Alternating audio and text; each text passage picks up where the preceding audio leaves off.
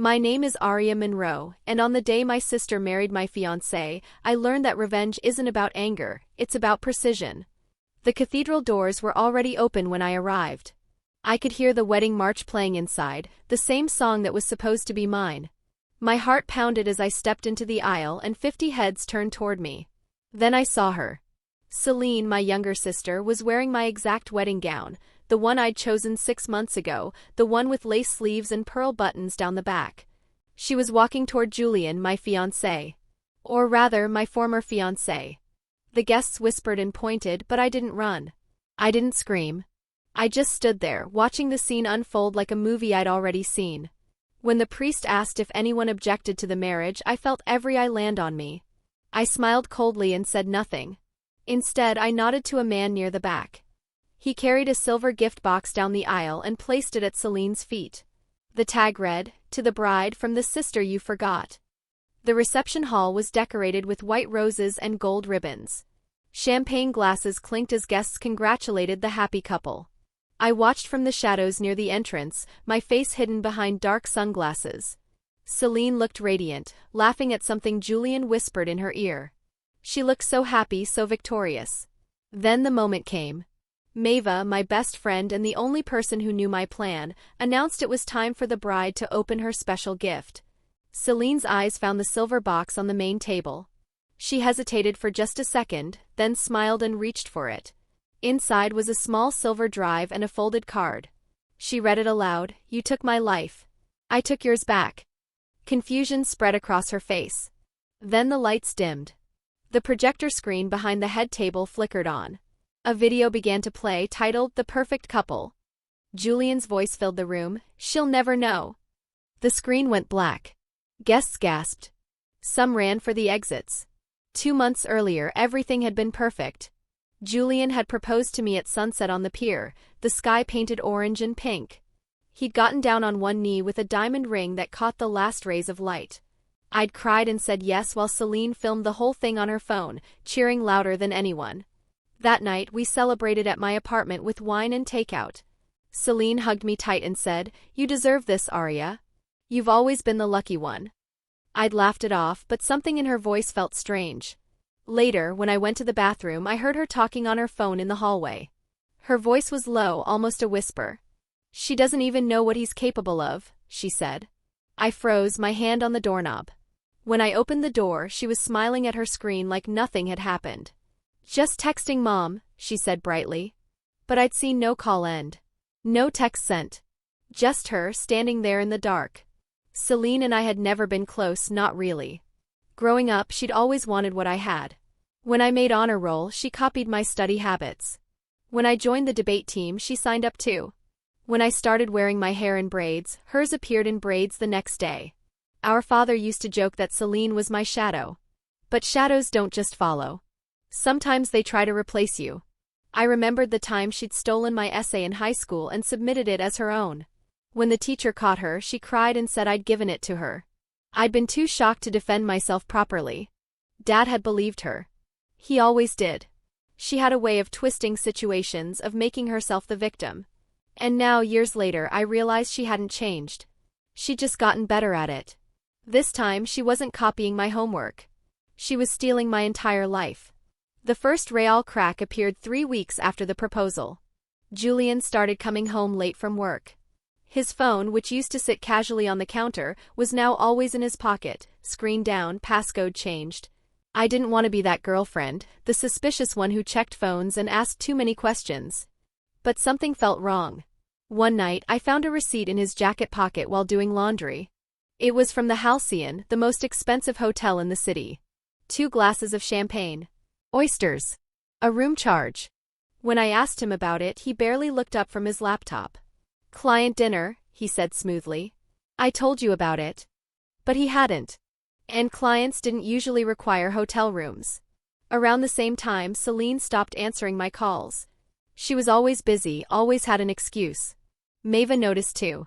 "Something is rotting under that perfect smile," she warned me one afternoon over coffee. I wanted to believe she was wrong. I was so wrong. Paranoia is a terrible companion, but sometimes it's the only honest one. I couldn't shake the feeling that I was missing something obvious, something right in front of me. So I did something I'd never done before. I bought a tiny camera online, the kind used for home security. I hid it on my bookshelf, angled toward the living room. I told myself I was being ridiculous, that I'd delete the footage without watching it and apologize to the universe for doubting Julian. But 3 days later, I sat in my car in a parking lot and opened the app on my phone. The footage loaded slowly. And then I saw them. Julian and Celine. In my apartment. On my couch. Her hand on his chest. His lips on her neck. They were half-dressed, laughing, whispering things I couldn't hear. Then Celine's voice came through clearly. She thinks she's marrying a saint. Julian laughed. She's always been naive. I watched the screen until it blurred. Then I drove. I don't remember much about that drive. I ended up near the ocean cliffs, miles from the city. Rain hammered against the windshield. Thunder cracked overhead like the sky was breaking apart. I got out of the car and stood at the edge of the cliff, screaming into the storm. I screamed until my throat burned, until my voice cracked and disappeared. The ocean swallowed every sound. No one heard me. No one came. Lightning flashed, illuminating my reflection in the car window when I finally stumbled back. I looked different. Calmer. Colder. I wiped the rain from my face and sat in the driver's seat, staring at nothing. The tears had stopped. Something inside me had shifted, hardened. They'll have their wedding, I whispered to my reflection. But I'll have the finale. The decision felt like steel settling into my bones. I drove home in silence, already planning. The next morning, I began to disappear. I deleted my social media accounts, every single one. Instagram, Facebook, even my LinkedIn. I called in sick to work, then submitted my resignation letter via email. I told my landlord I was moving out early and paid the penalty fee. I withdrew cash from my savings account and closed it. Everything I owned fit into 2 suitcases. I moved into a cheap apartment on the other side of town, the kind with peeling paint and a landlord who didn't ask questions. I paid cash and used a fake name, Lily Chen. Celine posted on her Instagram the next day, worried about my sister Aria. She's going through something and won't answer calls. If anyone sees her, please let me know. Prayers needed. The comments flooded in. Poor Celine. Such a caring sister. I read every word from my burner phone, sitting in my empty apartment. Each post, each fake concern, fueled something dark inside me. She thought I'd broken. She thought she'd won. But I was just getting started. I needed help, the kind you can't get from friends or family. So I called Tobias Crane, someone I'd known in law school but hadn't spoken to in years. He'd always been brilliant, the kind of person who saw patterns where others saw chaos. Aria? He said when he answered, surprised. I need a favor, I told him. The illegal kind? I paused. The justice kind. We met at a diner outside the city. I showed him everything, the footage, the receipts, the timeline. He listened without interrupting, his face unreadable. When I finished, he leaned back and whistled softly. This is worse than infidelity, he said. He pulled out his laptop and started typing. Within an hour, he'd found something I'd missed. Celine and Julian had been using my dormant investment account, the one I'd opened years ago and forgotten about. They'd forged my signature on transfer documents. Moved money. Hundreds of thousands of dollars. This is wire fraud, Tobias said. Identity theft. Forgery. I felt a smile tug at my lips for the first time in weeks. Can we prove it? We can do better than that, he said. We can trap them. The trap was elegant in its simplicity. Tobias created fake approval emails from the investment firm, making it look like their fraudulent transfers had cleared without issue. We sent them through encrypted servers, untraceable back to us. Julian and Celine believed they'd gotten away with it. They started moving even more money, growing bolder. Every transaction was logged. Every transfer tracked. They funneled it all into a joint account labeled Wedding Fund. I watched the numbers grow from my laptop, a sick satisfaction building in my chest. They thought they were clever. They thought they were safe. But every dollar they moved was another nail in their coffin. And the best part? My fingerprints were nowhere on any of it. Only theirs. Tobias set up alerts so we'd know the moment they made the final transfer, the one that would fund their dream wedding at the Halcyon. When the notification came through, I laughed out loud in my empty apartment. Gotcha, I whispered. The Halcyon was the same venue I'd reserved for our wedding. I'd toured it with Julian 6 months ago, imagining our first dance under the crystal chandeliers. I'd cancelled the reservation after I found the footage, losing my deposit. When Celine posted photos of their venue tour online, she didn't know it was the same place. Or maybe she did. Maybe that was part of the cruelty. Either way, I called the venue manager from a burner phone, using a fake name and a sweet voice. I'd like to upgrade the Monroe Reeves wedding package, I said. Money is no object. The manager was thrilled. I arranged for additional flowers, a better sound system, upgraded lighting. I also arranged for something else. A few days before the wedding, I arrived at the Halcyon dressed as a sound technician. Fake ID badge. Clipboard. Confident walk. No one questioned me. I went straight to the sound booth and plugged in a flash drive labeled Ceremony Mix. It would play automatically during their first dance. Then I left, invisible as I'd arrived. The wedding was beautiful, I had to admit. White roses everywhere. String quartet playing softly. Guests in expensive suits and designer dresses. I watched from a distance as Celine and Julian said their vows, their voices carrying through the speakers. They looked perfect together. When they were pronounced husband and wife, everyone applauded. The reception began with champagne toasts and fake laughter. Then came the first dance. The lights dimmed romantically. Celine and Julian stepped onto the floor, her white dress swirling. The music started, but it wasn't music. It was voices. Julian's voice, "She'll never know what we're doing." Celine's laugh, "She's too trusting. Too stupid." Then came the footage. Bank statements flashed across the screen. Text messages. Screenshots of forged documents. And finally the video from my camera, them together in my apartment. Celine's face drained of all color. She stumbled backward. Julian rushed toward the sound booth, screaming for someone to turn it off. But it was too late. Phones were out. Recording. Uploading. The internet was faster than he was. By morning, the video had exploded online. It was everywhere: Twitter, Reddit, TikTok, Facebook. Millions of views. Thousands of comments. Headlines screamed, "Bride's affair exposed at wedding reception." Sister steals fiancé, gets exposed in epic revenge.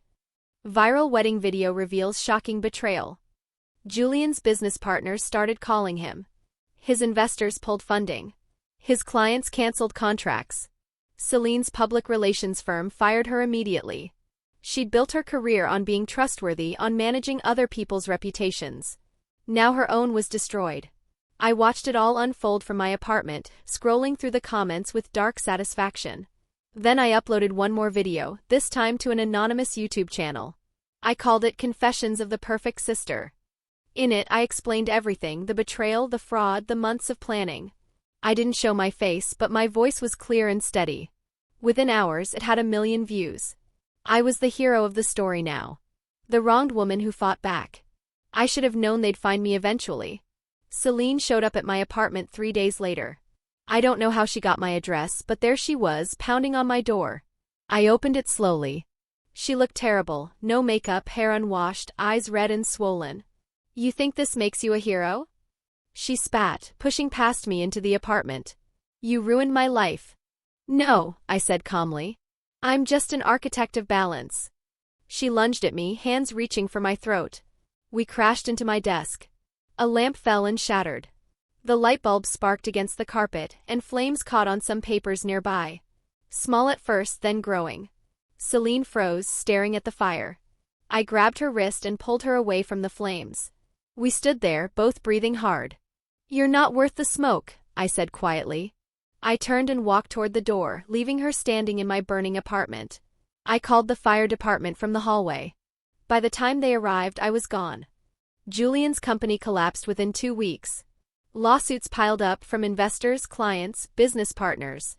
Everyone wanted their money back. Everyone wanted answers. But Julian didn't have answers. He only had debts. In a desperate move, he went public with his own story. He released old emails and photos showing Celine manipulating investors, forging documents, lying to clients. He threw her completely under the bus to save himself. It didn't work. His reputation was already ruined. But Celine somehow got worse. She went from being seen as a victim of my revenge to being seen as a manipulative criminal. Job offers disappeared. Friends stopped calling. Even our parents distanced themselves, ashamed of the scandal. I watched it all from my phone, sitting in coffee shops across the city. I felt satisfaction, yes. But underneath it was something else. Something colder and emptier. Revenge had a taste, and it wasn't as sweet as I'd expected. It was more like ashes. Tobias called me one night, his voice tense. "We have a problem," he said. "Julian's looking for you." "Let him look," I said. "I'm serious, Arya. He's hired someone. He's tracking your digital footprint. He's been sending threats from burner accounts." He read me some of the messages. They were ugly, violent, promising things I didn't want to think about. But I wasn't afraid. "He's chasing a ghost," I said. "But ghosts can hunt too." I hung up and stared at my laptop. Julian thought he could scare me into hiding forever. He thought I'd stay quiet.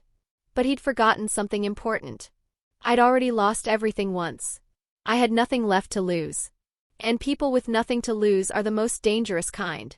I opened my laptop and began typing. If Julian wanted to find me, I'd make sure he did on my terms. The next morning, Julian received a package at his office. Inside was a wedding card with congratulations written in gold script. He opened it to find our marriage certificate, the one from our engagement planning, the one we'd filled out but never filed. Stamped across it in red ink, "Void, fraudulent signature." Underneath were copies of every forged document Tobias and I had collected. Bank transfers, investment forms, identity theft evidence, and a note. "These copies have been sent to the police. Congratulations on your freedom." According to Tobias, who had a friend in Julian's building, Julian destroyed his office. Threw his computer against the wall. Smashed his desk lamp. Screamed until security came. 3 hours later, the IRS received an anonymous tip. Attached were details of every shell account Julian had created, every tax law he'd broken, every dollar he'd hidden. I imagined federal agents showing up at his door.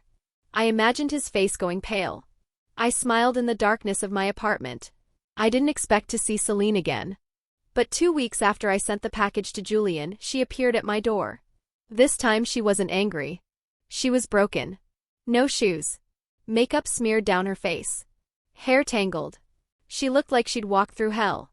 "Julian drained everything," she whispered. "The accounts, the apartment, everything. I have nothing." I stared at her, feeling nothing. "Now you're finally equal to me," I said. She collapsed against the doorframe, sobbing. Great shaking sobs that seemed to come from somewhere deep inside her. I should have closed the door. I should have left her there. But for 1 second, one tiny moment, I saw us as children again. Sharing a room. Braiding each other's hair. Laughing at stupid jokes. Humanity flickered in my chest. I stepped aside. "Come in," I said quietly. She stumbled inside and fell onto my couch, crying into her hands. I didn't comfort her. I just watched. And wondered if this was what winning felt like. Celine fell asleep on my couch, exhausted. While she slept, I noticed her purse on the floor, contents spilled everywhere. Among the tissues and receipts was a small flash drive. Something about it felt wrong. I picked it up and plugged it into my laptop. The files loaded slowly. What I found made my blood run cold. Videos. Audio recordings. Documents. Julian had been blackmailing everyone, me, Celine, even our father. He'd recorded private conversations. Collected secrets. Documented illegal transactions from Dad's offshore accounts. This wasn't just about the affair or the fraud anymore. This was something much bigger and much more dangerous. I called Tobias immediately. "This isn't revenge anymore," he said after I explained. "This is survival." We spent the next hour going through the files. Julian had enough evidence to destroy multiple lives, including mine. He had recordings of me planning the wedding revenge. Videos of Tobias helping me hack the accounts. We'd been so careful, but he'd been watching us the entire time. "Where is he now?" I asked. "That's the problem," Tobias said. "He's gone." Tobias tracked Julian's last known location to Lisbon. He'd fled the country with whatever money he'd managed to hide. We had 2 choices, let him disappear with the evidence or go after him. I chose the second option. We flew to Portugal with fake passports and a plan. Tobias had an address for a penthouse Julian was renting under an alias. We broke in through a service entrance dressed like hotel staff. The apartment was empty when we arrived. Expensive furniture. Ocean view. No Julian. We found his laptop in the bedroom and started copying files. Then we heard the door open. Julian walked in looking tan and relaxed. He saw us and smiled. Not surprised. Not scared. Amused. "You always were the smarter sister, Arya," he said, pulling something from his jacket. "Shame you trusted me." The gunshot was so loud in the small space. I saw Tobias move. Saw Julian's arm swing. Then everything went black. When I woke up, I was somewhere else. Somewhere cold. And Julian was gone. I opened my eyes in a hospital room. White walls. Beeping machines. Bandages on my shoulder. Tobias sat beside my bed, his face exhausted but relieved. "You're awake," he said. "Julian?"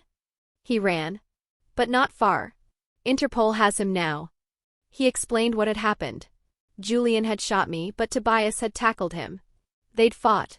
Hotel security had arrived. Julian had escaped through a back exit, but he'd left his laptop behind. Tobias had given everything to the Portuguese police, who'd contacted Interpol. Julian was arrested at the airport trying to board a flight to Brazil. My face was all over the news now. Heiress turns vigilante after fiancé's betrayal. American woman shot in international fraud case. I didn't care about the headlines anymore. I just wanted it to be over. But Tobias's expression told me it wasn't. "There's something else," he said. "Julian released a video this morning. He's claiming you're the one who committed fraud. That you framed him and Celine." My heart sank. Of course he did. The video Julian posted showed me at my laptop, planning the revenge. Him narrating over it, explaining how I'd manipulated evidence and destroyed innocent lives. It was edited cleverly, taking my words out of context. Making me look like the villain. Within hours, the narrative online shifted. Half the people still supported me. The other half called me a criminal. A psychopath. A liar. I sat in my hospital bed scrolling through the comments, feeling everything I'd built crumble. Then Tobias showed me something. "Before we left Portugal, I set something up," he said. He played a video on his phone. It was footage from Julian's laptop, recovered files showing him planning everything from the beginning. Him convincing Celine to seduce him. Him forging my signatures. Him laughing about how easy it was to fool me. "This goes live in 1 hour," Tobias said. "Unless you want to stop it." I looked at the video. Then at Tobias. "Let it burn," I said. 1 hour later, the truth exploded online. Again. The final confrontation happened at the docks in Lisbon 3 days later. Julian had been released on bail, fighting extradition. He'd contacted Tobias through a lawyer, demanding a meeting. His terms were simple: I give him the backup file with all the evidence, and he gives me his silence. He promised not to release any more videos, not to fight the charges, not to drag my name through more mud. Tobias told me not to go. But I went anyway. Julian was waiting on an empty pier, the ocean black behind him. He looked different, thinner, harder, desperate. "You really came," he said. He pulled out a gun and held it toward me. "You want closure, Arya? Take it. Pull the trigger." I stared at the gun. Then at him. I reached out and took it. It felt heavy in my hand. Real. Final. I raised it and pointed it at his chest. Julian smiled. "Do it," he whispered. I pulled the trigger. Click. Nothing. Empty chamber. Julian started laughing until police lights exploded behind us. Cars surrounded the pier. Officers shouted. Tobias emerged from one of the vehicles, holding a different gun and a flash drive. "Told you I had a backup plan," he said. 2 days later, I was back home. Julian was in custody, facing multiple charges across 2 countries. Celine had agreed to testify against him in exchange for a lighter sentence. My father's offshore accounts were under investigation, but that was his problem now. I'd done what I came to do. But there was one more thing. I recorded a final video and uploaded it anonymously. In it, I showed everything. The entire plan from start to finish. Every step of the revenge. Every moment of preparation. I narrated over footage of the wedding, the exposure, the chase across continents. "Every lie needs a stage," I said into the camera. Every betrayal needs a finale. This was mine. The video went viral faster than anything before it. People called me a genius, a psychopath, a hero, a villain. I didn't care anymore. I'd said what I needed to say. Then I deleted every trace of myself online. Changed my name legally. Moved to a new city. Started over. Again. For real this time. 6 months passed. I heard through Tobias that Julian was sentenced to 8 years. Celine got 3 years probation and community service. My father paid his fines and retired quietly. Everyone moved on with their broken lives. Then one morning Celine received a package. Inside was the necklace we'd shared as children, a small silver heart on a chain. Our grandmother had given it to us with instructions to share it forever. Underneath was a note in my handwriting: "You wanted to be me. Now you are haunted, loved, and free." I watched her open it through a camera I'd had Tobias plant, one last time. She cried. I didn't. I was sitting on a beach in another country, somewhere warm and far away. The ocean was blue and endless. I had a new name. A new life. A fresh start. I had a scar on my shoulder from the bullet. I touched it absently, feeling the raised skin. Revenge was never justice, I whispered to the waves. It was closure. And with that I stood and walked away. Please subscribe, comment and like for more updates.